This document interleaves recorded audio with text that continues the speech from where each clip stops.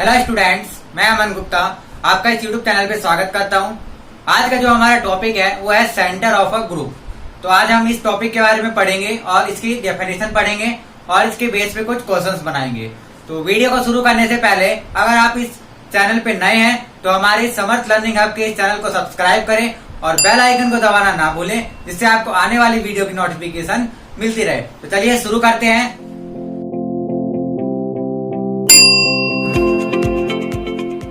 तो आइए हम सबसे पहले इसकी डेफिनेशन देखते हैं। तो इसकी डेफिनेशन कुछ इस तरह से है। डेफिनेशन कि let G be a group, ठीक है। तो इसका जो सेंटर ऑफ ग्रुप होगा, the centre of a group G, और इसको हम डिनोट करेंगे, डिनोटेड बाय जेड जी, ठीक है। यानी कि जो ग्रुप जी का जो सेंटर होगा उसको हम किसे डिनोट करेंगे, जेड जी। और ये जो है ये एक सेट होगा, इज द सेट, और इस सेट के जो एलिमेंट होंगे वो क्या होंगे, is equal to G belongs to G such that X G is equal to G X and for all X belongs to G. इसका मतलब क्या है कि जो इस जेड जी के अंदर जो एलिमेंट है वो कहां से आ रहे हैं, वो जी के एलिमेंट से ही आ रहे हैं। लेकिन हमें जी के वो एलिमेंट लेने हैं जो जी के हर एलिमेंट के साथ क्या करे, कम्यूट करे। क्योंकि ये कम्यूट का साइन होता है, यानी हम एक्स जी और जी एक्स क्या आ जाए, इक्वल आ जाए। यानी ऑर्डर चेंज करने में जो वैल्यू है वो क्या आ जाए, इक्वल आ जाए। तो इसी को हम क्या बोलते हैं, कम्यूटेटिव प्रॉपर्टी। यानी कि हमें जी के वो एलिमेंट्स लेने हैं जो उस जी के सारे एलिमेंट्स के साथ क्या कर जाए, कम्यूट कर जाए। यानी कि जब उनका ऑर्डर चेंज करके उनसे मल्टीप्लाई करे या जो भी बाइनरी ऑपरेशन है वो करेंगे तो वो क्या आ जाए, इक्वल आ जाए। यानी कि बेसिकली जो जेड जी होता है वो जी का एक सबसेट ही होता है। यानी कि जो जेड जी के एलिमेंट है वो जी से ही आते हैं, लेकिन वो खास एलिमेंट हमें लेने होते हैं जो उस जी के बाकी सारे एलिमेंट के साथ क्या हो जाए, कम्यूट कर जाए। फॉर एग्जाम्पल अगर हमने इस जी को एक अबिलियन ग्रुप मान लिया, फॉर एग्जाम्पल हमने मान लिया कि जो जी है वो क्या है, एक abelian group, G is abelian group. तो अबिलियन ग्रुप क्या होता है, जिसके सारे एलिमेंट क्या होते हैं, कम्यूटेटिव। यानी कि ऐसा ग्रुप जो कम्यूटेटिव प्रॉपर्टी को सेटिस्फाई कर दे वो अबिलियन ग्रुप होता है। यानी इसके सारे एलिमेंट क्या होते हैं, इसके सारे एलिमेंट्स के साथ कम्यूट करते हैं। तो इस केस में जो जेड जी होगा वो किसके इक्वल आ जाएगा, वो जी के ही इक्वल आ जाएगा।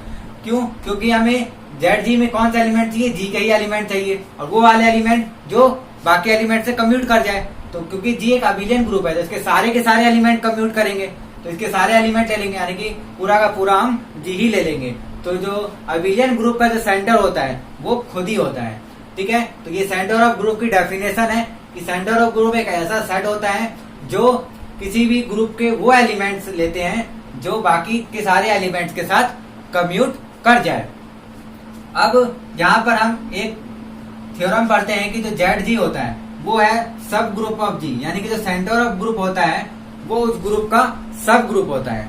तो आइए अब इस थ्योरम को हम प्रूव करते हैं कि कोई भी सब ग्रुप या कोई भी सेंटर जो होता है वो किसी भी ग्रुप का सब ग्रुप कैसे होता है। तो आइए देखते हैं अब इसका हम प्रूफ। तो आइए हम एक थ्योरम को प्रूव करते हैं। तो थ्योरम क्या है कि एनी सेंटर या the centre of any group G is subgroup of G. यानी हमें ये प्रूव करना है कि किसी भी ग्रुप जी का जो सेंटर होता है उस ग्रुप का क्या होता है, सब ग्रुप होता है, ठीक है। तो आइए हम इसका प्रूव करते हैं। तो इसको प्रूव करने के लिए हमें क्या करना पड़ेगा, आपने हमारी पिछली वीडियो में किसी भी सेट को सब ग्रुप प्रूव करने के लिए हमें क्या करना होता है ये देखा था। हमने 1 स्टेप टेस्ट, 2 स्टेप टेस्ट देखा था। तो आइए यहाँ पे हम 2 स्टेप टेस्ट के मदद से इसको प्रूव करते हैं कि जो ये सेट है ये इस ग्रुप का सब ग्रुप है या नहीं। तो सबसे पहले आपको जो सेट है उसको प्रूव करना पड़ेगा कि वो एक नॉन एम्प्टी सेट है, क्योंकि सब ग्रुप की डिफाइन क्या होती है कि जो ऐसा सेट जो कि एक नॉन एम्प्टी सबसेट हो और वो एक ग्रुप होना चाहिए। ठीक है, तो यहाँ पे हमें पहले क्या प्रूव करना पड़ेगा कि जो सेट ये यानी कि जो ये सेंटर जो सेट है ये एक नॉन एम्प्टी सबसेट है। ठीक है, तो नॉन एम्प्टी सबसेट के लिए हमें क्या करना पड़ेगा, इसमें दिखाना पड़ेगा कि कम से कम एक एलिमेंट है। तो ये आपको पता है कि किसी भी ग्रुप में आइडेंटिटी एलिमेंट होता है और आइडेंटिटी एलिमेंट को अगर हम किसी भी एलिमेंट के साथ ऑपरेट करते हैं तो वो कम्यूट करता है। यानी कि अगर किसी भी एलिमेंट ई के लिए, यानी कि ई क्या है यहाँ पे एक आइडेंटिटी एलिमेंट है और हम इसको किसी भी एलिमेंट के साथ प्रोडक्ट करें या फिर हम बाइनरी ऑपरेशन लगाए तो वो किसके इक्वल आता है, एक्स ई के इक्वल आता है। और ये किसके इक्वल होता है, एक्स के इक्वल होता है। मतलब ये कम्यूट कर जाता है, यानी कोई भी आइडेंटिटी एलिमेंट किसी भी एलिमेंट के साथ कम्यूट करता है। और जेड यानी कि जो हमारा सेंटर ऑफ ग्रुप है उसमें कैसे एलिमेंट आ रहे हैं, ऐसे एलिमेंट जो कम्यूट कर जाए उन एलिमेंट्स के साथ। यानी कि जो ई है वो इस सेट के अंदर बिलोंग करेगा। यानी कि यहाँ से ये प्रूव हो गया कि जो ई है वो बिलोंग कर रहा है जेड जी के अंदर। इसका मतलब क्या हुआ कि जो जेड जी है वो फाई नहीं है, यानी कि एम्प्टी नहीं है। तो हमने ये दिखा दिया कि जो जेड जी है वो एक नॉन एम्प्टी सबसेट है जी का। अब हम क्या करते हैं, टू स्टेप टेस्ट की मदद से ये प्रूव करते हैं कि ये इसका सब ग्रुप है या नहीं। तो टू स्टेप टेस्ट में हमें क्या करना होता है, हमें ये प्रूव करना होता है कि ए बी जो है वो बिलोंग करना चाहिए उस सबसेट से। तो यहाँ पे सबसेट क्या है, जेड जी। ठीक है, और कब करना चाहिए, for all A B belongs to Z G. यानी कि जेड जी के हर एक एलिमेंट के लिए अगर हम उनका प्रोडक्ट करें तो वो क्या आना चाहिए, जेड जी में होना चाहिए। ये फर्स्ट स्टेप है। और सेकंड स्टेप क्या होता है कि A inverse belongs to Z G for all A belongs to Z G. यानी कि हर एलिमेंट का इनवर्स भी उस सेट के अंदर होना चाहिए। तो आइए अब हम इन दोनों स्टेप को प्रूव कर देते हैं कि ये सेटिस्फाई कर रहे हैं या नहीं कर रहे हैं। तो सबसे पहले हम फर्स्ट को कैसे करेंगे, तो हम कोई भी दो एलिमेंट ले लेते हैं जेड जी का। तो यहाँ पे हम मान लेते हैं हम फर्स्ट का प्रूव कर रहे हैं। तो हम मान लेते हैं कि let A B belongs to Z G. हमने जेड जी का कोई भी दो एलिमेंट ले लिया, ए और बी। अब इससे जो प्रोडक्ट करके जो एलिमेंट बनेगा वो क्या बनेगा, ए बी। तो अब हमें ये दिखाना है कि जो ए बी है वो भी इसके अंदर बिलोंग कर रहा है। तो सबसे पहले अगर ए और बी इसके अंदर बिलोंग कर रहा है तो इसका मतलब क्या हुआ कि ए एक्स और एक्स ए बराबर होंगे, क्योंकि ये जो ए और बी है ये एलिमेंट कहाँ से आ रहे हैं, सेंटर से। और सेंटर में कैसे एलिमेंट आते हैं, जो कि ग्रुप के एलिमेंट के साथ क्या होते हैं, कम्यूट करते हैं। यहाँ पे जो एक्स है वो कहाँ से आ रहा है, ग्रुप के एलिमेंट से ही आ रहा है। तो ये भी सेटिस्फाई कर जाएगा। और इसी तरह से B X equal to X B, ये भी सेटिस्फाई हो जाएगा, क्योंकि ए और बी कहाँ से आ रहे हैं, जेड जी से आ रहे हैं। तो इसका मतलब ये कम्यूट कर रहे होंगे जी के एलिमेंट के साथ। ठीक है, तो यहाँ पे हमें ये प्रूव करना है कि जो ए बी है ये भी कम्यूट कर रहा है किसके एलिमेंट के साथ, जी के एलिमेंट के साथ। तो आइए हम देखते हैं कि ये जो ए बी है ये इस एक्स के साथ कम्यूट कर रहा है या नहीं कर रहा है। तो इस ए बी एक्स को हम क्या लिख सकते हैं, इसके आगे हम इसको इस तरह से अगर हम क्या करें, इस ब्रैकेट को ओपन करके इस बी को एक्स के साथ ले ले तो कोई प्रॉब्लम नहीं है। हमने क्या किया, सिंपली इस ब्रैकेट को ओपन किया, ये तीनों मल्टीप्लाई में, और हमने इन दोनों को एक साथ ब्रैकेट में लिख दिया। इसके बाद हम क्या कर सकते हैं, इसके बाद इस बी एक्स की जगह हम क्या लिख सकते हैं, एक्स बी।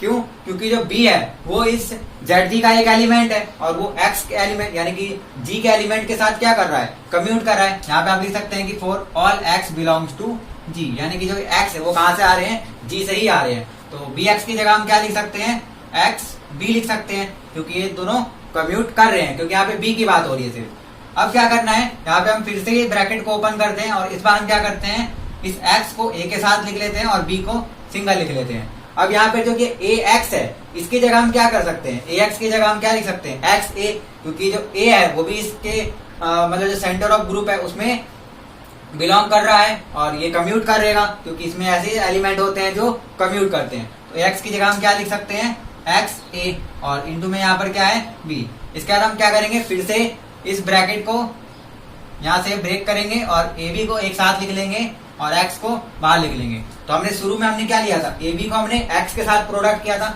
और लास्ट में हमारा क्या मिल गया, एक्स को हमने ए बी के साथ, यानी इनका ऑर्डर चेंज हो गया। इसका मतलब क्या हुआ कि जो ए बी है उस एक्स के साथ क्या कर रहा है, कम्यूट कर रहा है। हिसाब से यहाँ पे पता चल रहा है कि अगर ऑर्डर चेंज कर दे हमने इसका तो भी ये इक्वल है, यानी कि जो ए बी जो एलिमेंट आया ए और बी को मल्टीप्लाई करने पे वो भी क्या कर रहा है, इस जी के एलिमेंट के साथ कम्यूट कर रहा है, यानी कि वो भी इस सेट का यानी कि जेड जी का एक एलिमेंट है, यानी इसके अंदर बिलोंग कर रहा है। तो यहाँ से ये प्रूव हो गया कि ए भी है वो जेड जी के अंदर बिलोंग कर रहा है। तो हमारा जो फर्स्ट कंडीशन था वो सेटिस्फाई हो गया कि A B belongs to Z G. For all A B belongs to Z G. हमने देख लिया कोई भी दो एलिमेंट जो जेड जी के अंदर बिलोंग कर रहे हैं, अगर हम उसका प्रोडक्ट करें तो भी वो जेड जी के अंदर बिलोंग करेंगे, यानी मल्टीप्लीकेशन के केस में ये जो क्लोजर एक्सियम है उसको सेटिस्फाई कर रही है। तो फर्स्ट प्रॉपर्टी हमारी प्रूव हो गई। अब आइए हम सेकंड को देखते हैं कि ए इनवर्स यानी हर एक एलिमेंट का इनवर्स इसमें है या नहीं है। तो यहाँ पे हम क्या करते हैं, कोई भी एक एलिमेंट ले लेते हैं, let A belongs to Z G. यहाँ पे हमने एक एलिमेंट ले लिया जो कि जेड जी के अंदर है। अब हमें क्या देखना है कि इसका इनवर्स इसमें है या नहीं है। तो हमें क्या करना पड़ेगा, हम सबसे पहले यहाँ पे क्या करेंगे,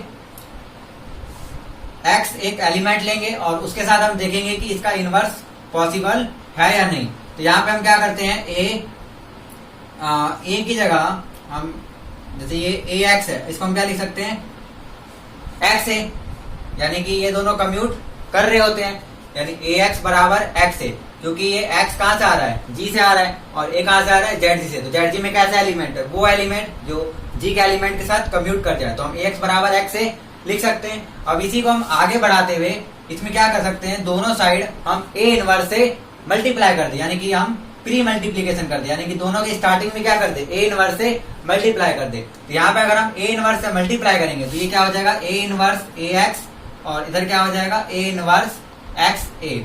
अब क्या करना है, अब अगर ये ए इनवर्स और ए है, ये आप देख सकते हैं कि कोई भी दो एलिमेंट और उसका और उसके इनवर्स को अगर हम प्रोडक्ट करते हैं तो वो क्या बन जाता है, आइडेंटिटी एलिमेंट या फिर वन बन जाता है।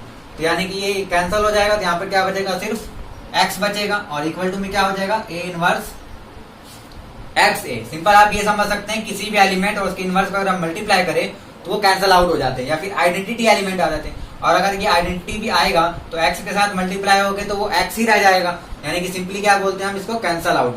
तो यहाँ से ये सिर्फ x बच गया और इधर क्या होगा, ए इनवर्स एक्स ए। अब क्या करते हैं, अब यहाँ पे फिर से ए इनवर्स का मल्टीप्लाई करते हैं, लेकिन पोस्ट मल्टीप्लीकेशन, यानी कि यहाँ पे हम राइट साइड से मल्टीप्लाई करेंगे, यानी कि इस साइड से मल्टीप्लाई करते हैं। तो ये क्या बन जाएगा, ये हो जाएगा एक्स ए इनवर्स, और यहाँ पर क्या हो जाएगा, ए इनवर्स एक्स ए, और फिर क्या होगा, ए इनवर्स, यानी कि हमने राइट साइड से मल्टीप्लाई कर दिया दोनों साइड ए इनवर्स से।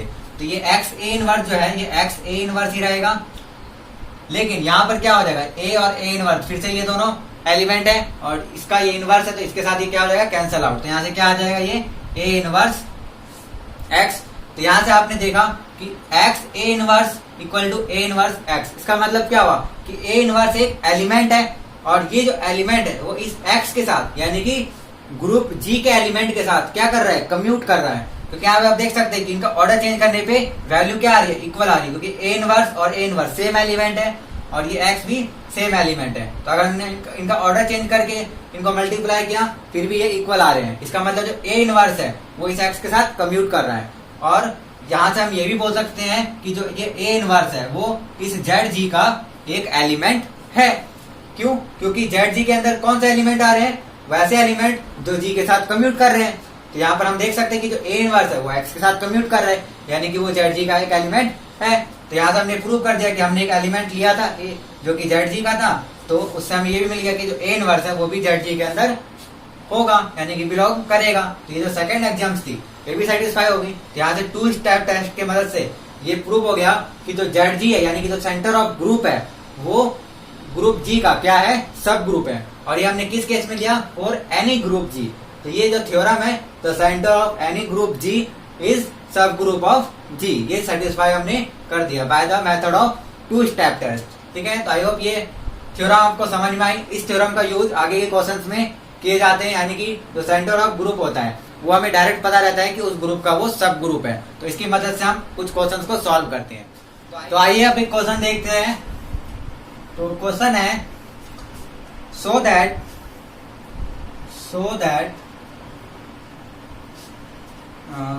ZS3 is equal to I। ठीक है, यानी कि सेट ऑफ आइडेंटिटी, यानी कि I क्या होता है, आइडेंटिटी। यहां पर हमें क्या करना है, S3 का सेंटर निकालना है, यानी कि S3 क्या होता है, एक परमुटेशन ग्रुप होता है n सिंबल्स का, यानी कि 3 सिंबल का। तो इसका जो सेंटर ऑफ ग्रुप होगा वो क्या आएगा, आइडेंटिटी के इक्वल आएगा। यानी कि S3 में जो आइडेंटिटी होता था वो क्या होता था, वो फंक्शन जो अपने आप पर ही, यानी कि इसके हर एक एलिमेंट अपने आप पर ही जा रहे होते हैं। तो पहले हम क्या करते हैं, S3 के सारे एलिमेंट्स लिख लेते हैं। तो S3 में जो एलिमेंट आते थे वो क्या आते थे, पहला तो आइडेंटिटी एलिमेंट आता था, यानी कि आइडेंटिटी एलिमेंट क्या होता था, जो अपने आप पर ही जाता है, यानी 1 1 पे, 2 2 पे और 3 3 पे, ये पहला एलिमेंट। और इसके टोटल 6 एलिमेंट होते थे। आपको पता है कि 3 का फैक्टोरियल क्या होता है, 6। तो number of element in S3 क्या होता है, नंबर ऑफ, यानी कि फैक्टोरियल ऑफ n।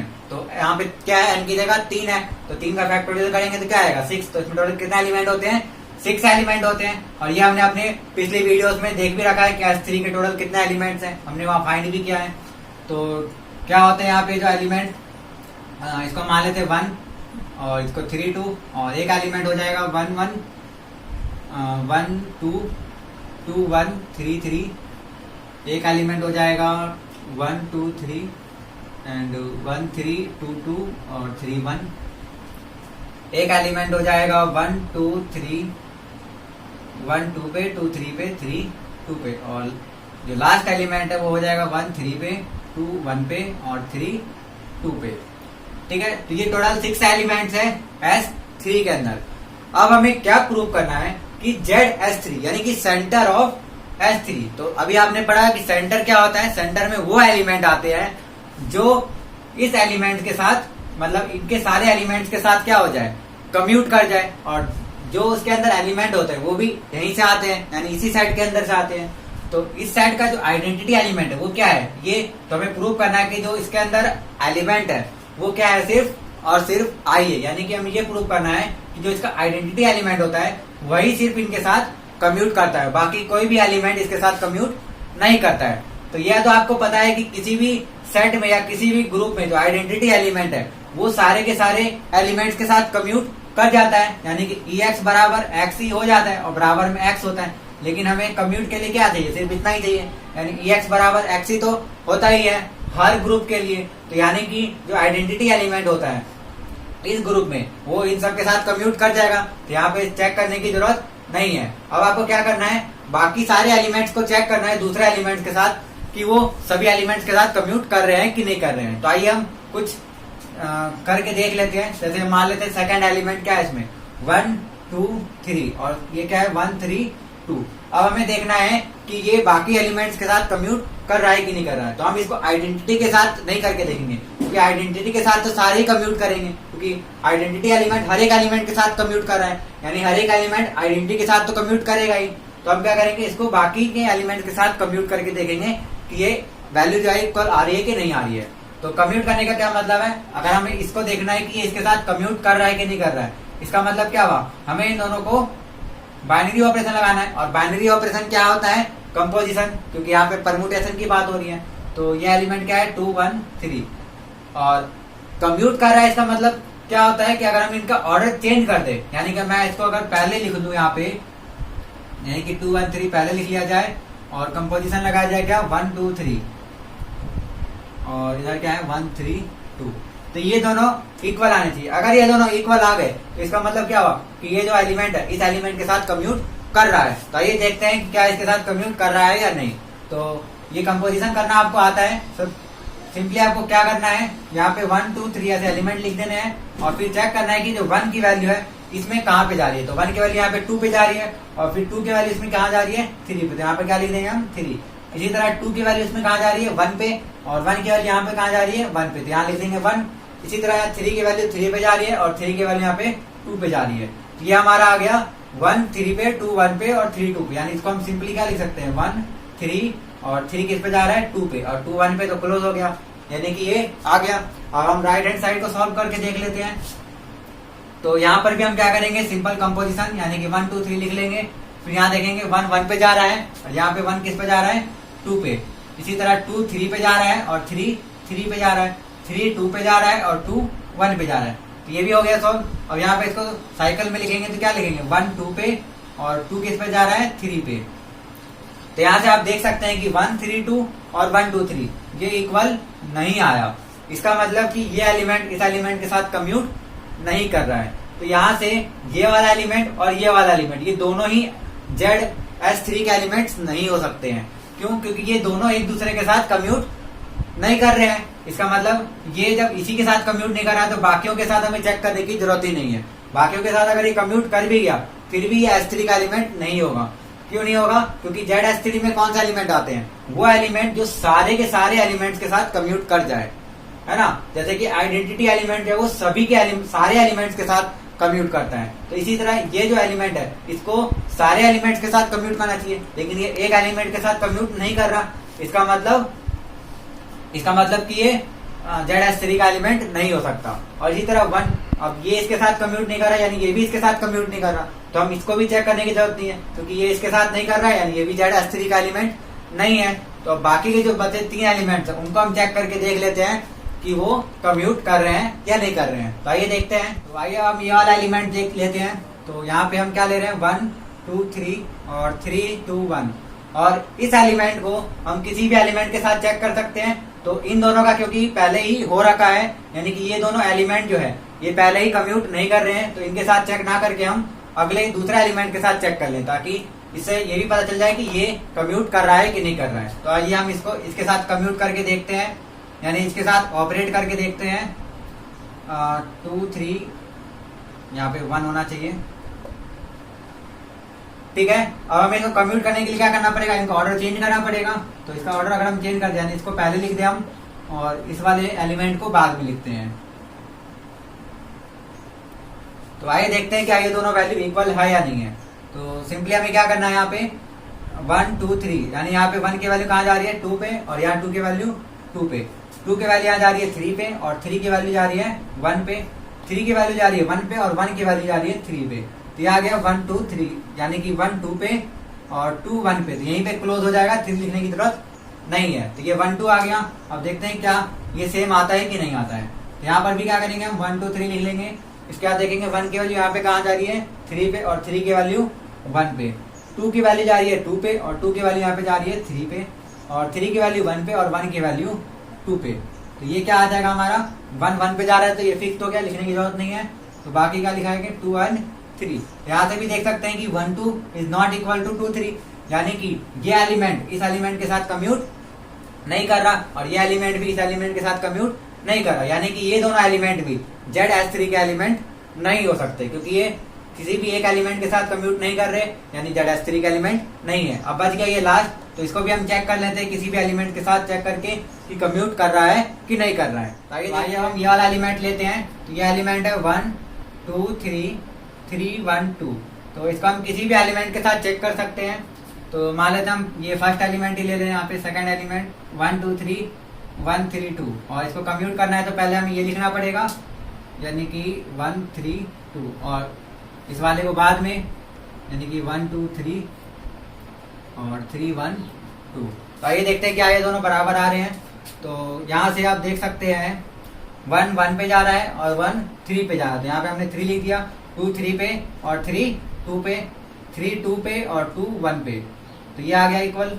और इधर क्या करेंगे हम, 1 2 3 1 3 पे और 3 2 पे, 2 1 पे और 1 1 पे, और 3 2 पे और 2 3 पे। तो यहाँ से ये क्या आएगा, ये आ जाएगा 1 3 पे और 3 कहाँ जा रहा है 1 पे, तो ये क्लोज हो जाएगा, यानी कि 2 फिक्स्ड है, तो यहाँ पे हमने 2 नहीं लिखा। और यहाँ पर क्या फिक्स्ड है, 3 फिक्स्ड है, यहाँ पर क्या हो जाएगा ये 1 2। और यहाँ से भी हम देख सकते हैं कि ये दोनों इक्वल नहीं है, यानी कि ये जो लास्ट एलिमेंट हमारा बचा था ये भी इसके साथ कम्यूट नहीं कर रहा, यानी किसी एक एलिमेंट के साथ कम्यूट नहीं कर रहा, यानी ZS3 का एलिमेंट नहीं है। तो ये प्रूव हो गया कि जो ZS3 के जो एलिमेंट है ये पांचों के पांचों नहीं है। तो बच क्या गया, आइडेंटिटी एलिमेंट। और आइडेंटिटी एलिमेंट आपको पता है कि सारे एलिमेंट के साथ कम्यूट कर जाता है, यानी कि इसका मेंबर हो जाएगा। तो यहाँ से ये प्रूव हो गया कि जो ZS3 के अंदर है वो सिर्फ और सिर्फ आइडेंटिटी एलिमेंट ही आएगा।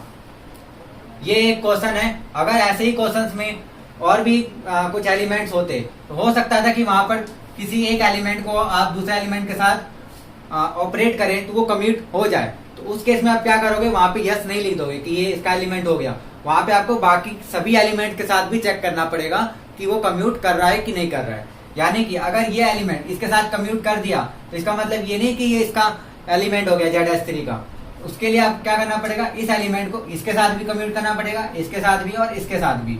तो इन केस अगर फर्स्ट एलिमेंट किसी भी दूसरे एलिमेंट के साथ कम्यूट कर जाए तो वहां पे आप यस नहीं लिखेंगे, बल्कि फिर उसको किसी दूसरे एलिमेंट के साथ कम्यूट करके चेक करेंगे। और इसी तरह जब तक करते रहेंगे जब तक इक्वल आता जाएगा। कोई भी एक एलिमेंट अगर आ जाए कि कम्यूट नहीं कर रहा तो वहीं पे आप लिख देंगे कि वो एलिमेंट इस Z3 का एलिमेंट नहीं है। ठीक है, तो ये तो नॉर्मल क्वेश्चन था, इसमें आपने डायरेक्ट किसी भी एलिमेंट के साथ चेक किया तो आपको मिल गया कि कम्यूट नहीं कर रहा है। लेकिन हो सकता है किसी क्वेश्चन में कम्यूट कर जाए, हो सकता है कि ये जो एलिमेंट है इसके साथ भी कम्यूट कर जाए, फिर इसके साथ भी कर जाए, फिर इसके साथ भी कर जाए, लेकिन लास्ट में जब आप इसके साथ करेंगे तो ना करे कम्यूट, तो उस केस में भी इस Z3 का एलिमेंट नहीं होगा। तो इस तरह से आपको अलग अलग एलिमेंट के साथ चेक करके पता करना है कि वो Z3 का एलिमेंट है या नहीं है। तो आई होप ये क्वेश्चन आपको समझ में आया हो। इसी तरीके से आप कुछ और क्वेश्चंस आपके जो बुक्स में दिए रखे हैं उससे ज्यादा प्रैक्टिस करें, जिससे कि आपको ये कॉन्सेप्ट अच्छे से क्लियर हो जाए। तो आज की हमारी वीडियो में सिर्फ इतना ही। आज हमने सेंटर ऑफ ग्रुप के बारे में पढ़ा। तो अगर आपको ये वीडियो पसंद आई हो तो प्लीज लाइक कर दें, और अगर आप हमारे चैनल पर नए हैं तो प्लीज सब्सक्राइब करें और बेल आइकन को दबाना ना भूलें, जिससे आपको आने वाली वीडियो की नोटिफिकेशन मिलती रहे। तो हमारी नेक्स्ट वीडियो में हम सब ग्रुप की कुछ प्रॉपर्टीज पढ़ेंगे, और सब ग्रुप से आगे और हम बहुत सारी चीजें पढ़ेंगे, जैसे होमोमॉर्फिज्म, आइसोमॉर्फिज्म के बारे में पढ़ेंगे। तो आप हमारे साथ बने रहे। Thank you.